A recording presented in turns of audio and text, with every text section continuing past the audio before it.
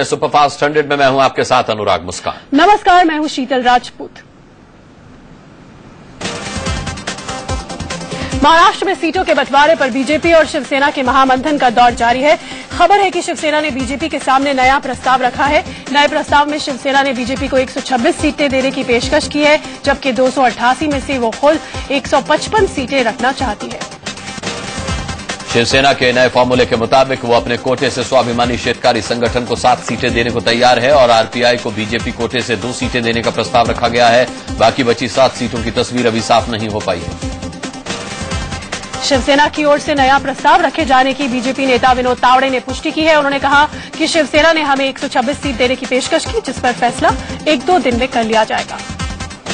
इस बीच खबर है कि महाराष्ट्र बीजेपी के नेताओं ने शिवसेना के प्रतिनिधियों से मुलाकात करके सीटों के बंटवारे पर बातचीत की। मुंबई के वर्ली इलाके में ओम माथुर बीजेपी प्रदेश अध्यक्ष देवेंद्र फडणवीस और राजीव प्रताप रूडी शिवसेना के प्रतिनिधियों से मिले।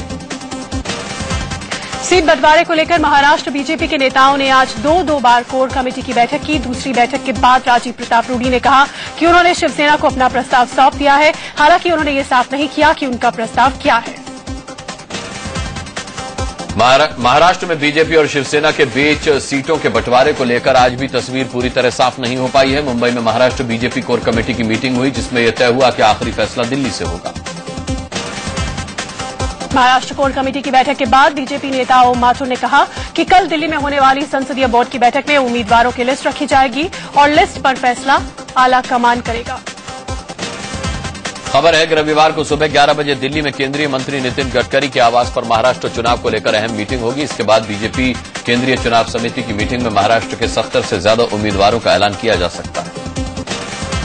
महाराष्ट्र में सीट बंटवारे को लेकर कांग्रेस और एनसीपी में भी जबानी जंग चल रही है। एनसीपी ने सीट बंटवारे पर कांग्रेस को 1 दिन का अल्टीमेटम दे दिया है। एनसीपी नेता प्रफुल्ल पटेल ने कहा कि कांग्रेस की ओर से दिया गया 124 सीटों का ऑफर पार्टी को मंजूर नहीं है। प्रफुल्ल पटेल ने कहा कि हम गठबंधन बनाए रखना चाहते हैं। कई दिनों से सीट बंटवारे पर बातचीत चल रही है। अब हम बस 1 दिन और इंतजार करेंगे, इसके बाद दूसरे विकल्पों पर विचार किया जाएगा। एनसीपी 134 सीटें मांग रही, जबकि कांग्रेस 124 से ज्यादा देने को तैयार नहीं है। सूत्रों के हवाले से ये भी खबर है कि एनसीपी ने साफ कह दिया कि अगर सीटों के समझौते को लेकर कांग्रेस हाईकमान का दिल्ली से बुलावा आया तो भी पार्टी का कोई नेता दिल्ली नहीं जाएगा। सीटों को लेकर जो भी बात होगी वो मुंबई में ही होगी। सूत्रों के मुताबिक एनसीपी का कहना है कि अब तक एनसीपी और कांग्रेस के बीच सीटों के तालमेल को लेकर अहम भूमिका निभाने वाले अहमद पटेल की अब कांग्रेस में नहीं जाएगा। सीटों को लेकर जो भी बात होगी वो मुंबई में ही होगी। सूत्रों के मुताबिक एनसीपी का कहना है कि अब तक एनसीपी और कांग्रेस के बीच सीटों के तालमेल को लेकर अहम भूमिका निभाने वाले अहमद पटेल की अब कांग्रेस में नहीं चलती। टीम राहुल की वजह से सीटों के बंटवारे को लेकर कांग्रेस को फैसला लेने में देरी हो रही है। इससे पहले कांग्रेस ने भी एनसीपी को गठबंधन तोड़ने की धमकी दी। प्रदेश कांग्रेस कमेटी की बैठक के बाद प्रदेश अध्यक्ष मानिकराव ठाकरे ने कहा कि एनसीपी जिद पर अड़ी रही तो कांग्रेस अकेले चुनाव लड़ने को मजबूर होगी। मुंबई में हुई महाराष्ट्र कांग्रेस की मीटिंग में 174 सीटों पर चुनाव लड़ने पर मंथन किया गया, जिसके बाद मानिकराव ठाकरे ने कहा कि इस पर आखिरी फैसला आला कमान लेगा। हरियाणा विधानसभा चुनाव में कांग्रेस 40 स्टार प्रचारकों को मैदान में उतारेगी। कांग्रेस अध्यक्ष सोनिया गांधी, उपाध्यक्ष राहुल गांधी और पूर्व प्रधानमंत्री मनमोहन सिंह कांग्रेस की ओर से प्रचार की कमान संभालेंगे। महाराष्ट्र और हरियाणा में होने वाले विधानसभा चुनाव के लिए अधिसूचना जारी होते ही नामांकन का दौर शुरू हो गया है। नामांकन की आखिरी तारीख 27 सितंबर है। 1 अक्टूबर नाम वापसी की आखिरी तारीख होगी। महाराष्ट्र की 288 और हरियाणा की 90 विधानसभा सीटों के लिए 15 अक्टूबर को एक साथ वोटिंग होगी और 19 अक्टूबर को एक साथ दोनों राज्यों में वोटों की गिनती होगी। भड़काऊ भाषण देने के मामले में एमएनएस सुप्रीमो राज ठाकरे के खिलाफ मुकदमा दर्ज हुआ है। मुंबई के काला चौकी पुलिस स्टेशन में मामला किया गया है। लोकसभा चुनाव के दौरान राज ठाकरे ने उत्तर भारतीयों के खिलाफ भाषण दिया था। छत्तीसगढ़ के एकमात्र अंतागढ़ विधानसभा उपचुनाव के नतीजे का ऐलान कर दिया गया है। बीजेपी उम्मीदवार भोजराज नाग 61,000 वोटों से चुनाव जीत गए हैं। दूसरे नंबर पर नोटा रहा। बीजेपी उम्मीदवार के बाद सबसे ज्यादा वोट नोटा को पड़े। आम आदमी पार्टी के संयोजक अरविंद केजरीवाल ने पीएम मोदी को खुली चिट्ठी लिखी है, जिसमें लव जिहाद, आप विधायकों को खरीदने की कोशिश, महंगाई, भ्रष्टाचार, चीनी घुसपैठ और पाकिस्तान की ओर से सीज फायर उल्लंघन जैसे मुद्दों पर उनकी चुप्पी को लेकर निशाना साधा गया है। पटियाला हाउस कोर्ट ने कपिल सिब्बल मानहानि मामले में आम आदमी पार्टी के संयोजक अरविंद केजरीवाल के खिलाफ आरोप तय कर दिए हैं। पूर्व कानून मंत्री कपिल सिब्बल के बेटे अमित ने इस मामले में केजरीवाल के खिलाफ केस दर्ज करवाया था। आरोप पत्र में केजरीवाल के अलावा प्रशांत भूषण, मनीष सिसोदिया और आम आदमी पार्टी छोड़कर गई शाजिया इल्मी का भी नाम शामिल है। कोर्ट के इस फैसले के बाद केजरीवाल समेत इन सभी के खिलाफ अब मानहानि का मुकदमा चलेगा। अरविंद केजरीवाल ने पूर्व कानून मंत्री कपिल सिब्बल पर आरोप लगाया था कि उन्होंने वोडाफोन कंपनी को अपने वकील बेटे के जरिए फायदा पहुंचाया। केजरीवाल के मुताबिक सिब्बल के बेटे अमित सिब्बल 3 साल तक वोडाफोन के वकील रहे हैं। सोशल मीडिया पर अपने खिलाफ चल रहे दुष्प्रचार के बीच आम आदमी पार्टी की नेता अलका लांबा ने लक्ष्मीनगर के विधायक विनोद कुमार बिनी समेत 30 लोगों के खिलाफ लिखित में शिकायत दर्ज कराई है। अलका लांबा ने आरोप लगाया है कि बिन्नी फेसबुक पर दुष्प्रचार कर रहे थे कि वो सेक्स रैकेट चलाती हैं। अलका के मुताबिक बिन्नी ने एक फर्जी खबर की कटिंग को फेसबुक पर अपलोड कर उनकी छवि खराब करने की कोशिश की है। उधर विनोद कुमार बिनी ने अलका लांबा के आरोपों को खारिज किया है। उन्होंने कहा कि उनके नाम से फेसबुक पर कई फर्जी प्रोफाइल बने हुए हैं, वो इनके खिलाफ शिकायत भी कर चुकी है। बीजेपी नेता यशवंत सिन्हा ने पूर्व केंद्रीय मंत्री और आरएलडी अध्यक्ष अजीत सिंह के एक बयान पर उन्हें कानूनी नोटिस भेजा है। नई दिल्ली के 12 तुगलक रोड बंगला खाली कराने को लेकर अजीत सिंह ने एक बयान में यशवंत सिन्हा का नाम लिया था। अजीत सिंह ने एक टीवी चैनल से बातचीत में कहा था कि केंद्र सरकार ने उन्हें निशाना बनाया है, जबकि यशवंत सिन्हा जैसे उनके अपने नेता आज भी सरकारी घरों पर कब्जा जमाए हुए हैं। यशवंत सिन्हा ने इसे चरित्र हनन की कोशिश बताया। यशवंत सिन्हा का कहना है कि उन्होंने 6 कुशक रोड पर मिले सरकारी घर को 26 जुलाई को ही खाली कर दिया था। ऐसे में अजीत सिंह का बयान निराधार है। अजीत सिंह को नोटिस भेजकर उन्होंने 15 दिन के अंदर बिना शर्त माफी मांगने के लिए कहा है। पाकिस्तान पीपल्स पार्टी के नेता बिलावल भुट्टो ने कश्मीर पर विवादित बयान दिया है। उन्होंने कहा है कि वो कश्मीर की 1 इंच जमीन भी भारत को नहीं देंगे और पूरे कश्मीर को पाकिस्तान में शामिल कर लेंगे, क्योंकि कश्मीर पाकिस्तान का हिस्सा है। बिलावल ने पंजाब क्षेत्र मुल्तान में पार्टी कार्यकर्ताओं की रैली में ये बात कही। बिलावल जब भाषण दे रहे थे तो उनके साथ पूर्व प्रधानमंत्री यूसुफ रजा गिलानी और राजा परवेज अशरफ भी मौजूद थे। बिलावल ने यह भी ऐलान किया कि वो देश में 2018 में होने वाला अगला आम चुनाव लड़ेंगे। बिलावल के इस बयान पर भारत ने पलटवार किया। विदेश मंत्रालय के प्रवक्ता सैयद अकबरुद्दीन ने इस बयान को हकीकत से कोसों दूर बताया। उन्होंने कहा कि भारत की एकता और अखंडता से समझौता नहीं हो सकता। ऐसी बातों पर टिप्पणी करने की जरूरत नहीं है। बीजेपी नेता सुब्रमण्यम स्वामी ने कहा है कि भारत पाकिस्तान का नाम दुनिया के नक्शे से मिटाने की ताकत रखता है, लेकिन भारत जंग नहीं चाहता। बिलावल के बारे में स्वामी ने कहा कि बिलावल के पास राजनीति का कोई तजुर्बा नहीं, इसलिए बचकानी बातें कर रहे हैं।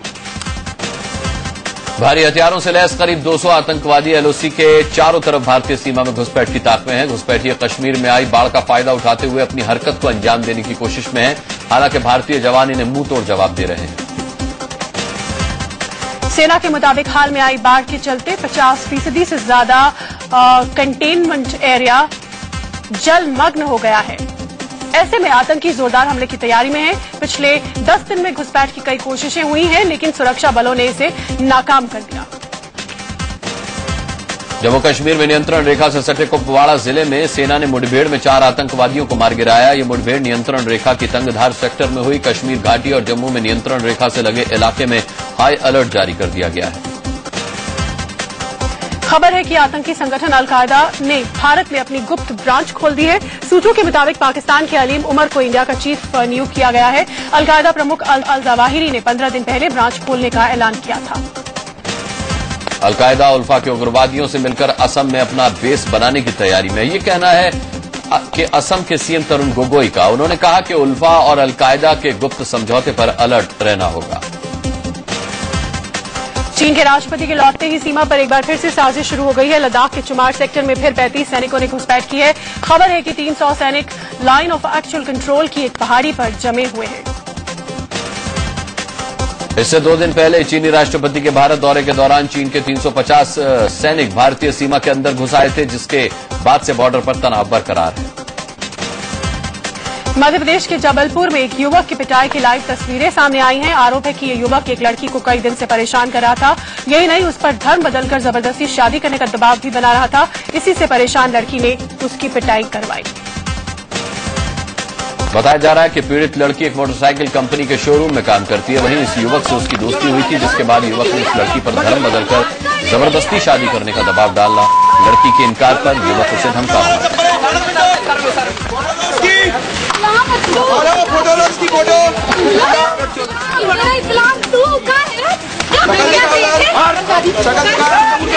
पीड़ित लड़की ने इस युवक के खिलाफ कैंट थाने में मामला दर्ज कराया है। मामले का खुलासा होते ही मौके पर धर्म सेना के कार्यकर्ता भी जा पहुंचे। उन्होंने भी लड़की की ओर से आरोपी लड़के को जमकर पीटा।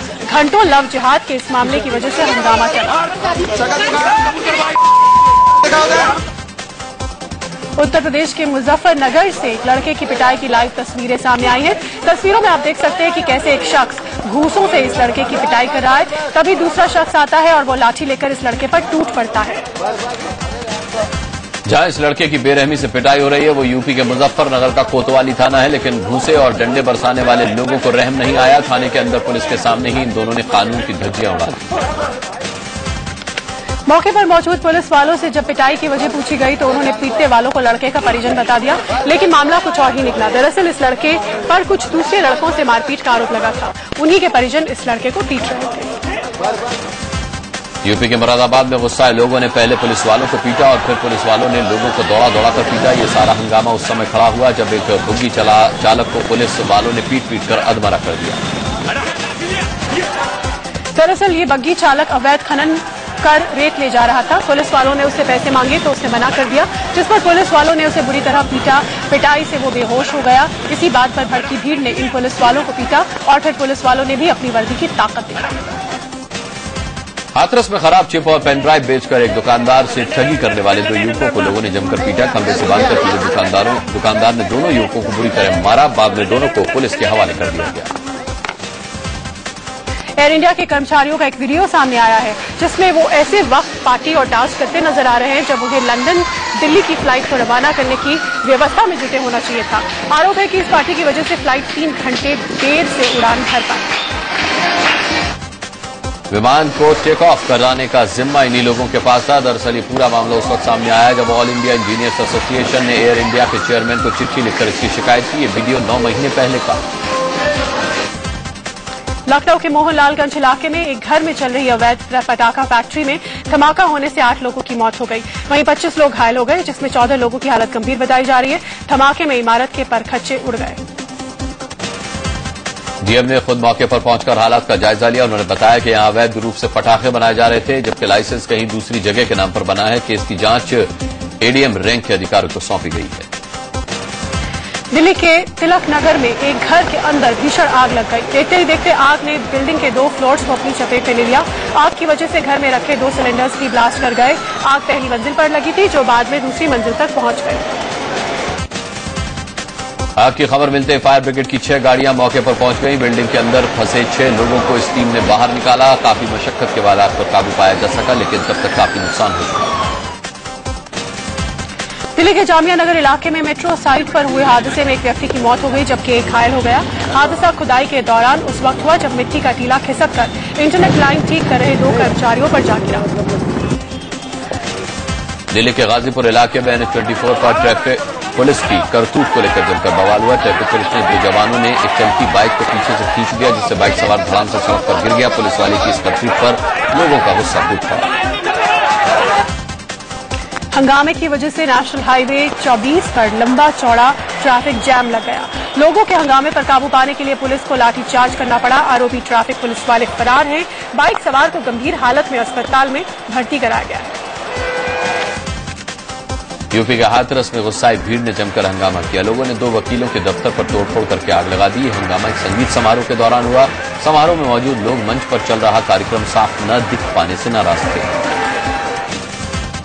समारोह में हंगामा होता देख मौके पर मौजूद पुलिस वालों ने जमकर लाठियां बरसाई। जवाब में हंगामा करने वालों ने भी पुलिस टीम पर पथराव किया, जिसके बाद पुलिस वालों ने हंगामा कर रहे लोगों को दौड़ा कर पीटा और कार्यक्रम को बंद करवा दिया।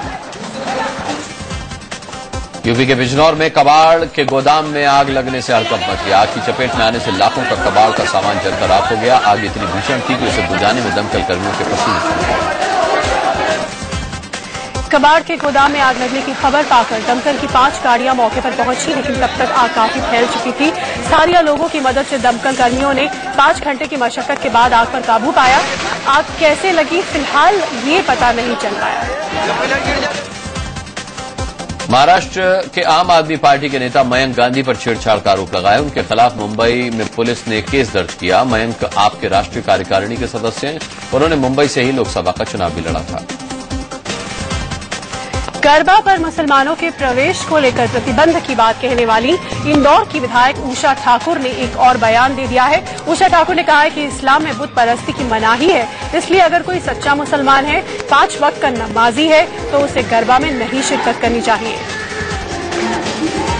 उषा ठाकुर का कहना है कि वंदे मातरम के तीसरे पैराग्राफ में मां दुर्गा का नाम आने की वजह से मुस्लिम आधा वंदे मातरम ही गाते हैं। जब उन्हें मां दुर्गा का नाम लेना मंजूर नहीं तो गरबे में उनका क्या काम, क्योंकि वहां तो मां दुर्गा की ही परिक्रमा होती है। भारत और बांग्लादेश के बीच आज दिल्ली में जॉइंट कंसल्टेटिव कमीशन की तीसरी बैठक हुई।